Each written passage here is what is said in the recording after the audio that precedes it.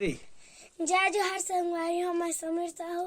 अभी नया फिल्म आया है बेनाम बादशाह, ओखर सुपर हिट गाना आज आजा सवरेंगी जो ही वासु पटेल भैया बेंजो में बजाई, मैं हारमोनियम में प्रयास करता। पसंद है तो लाइक करूँ।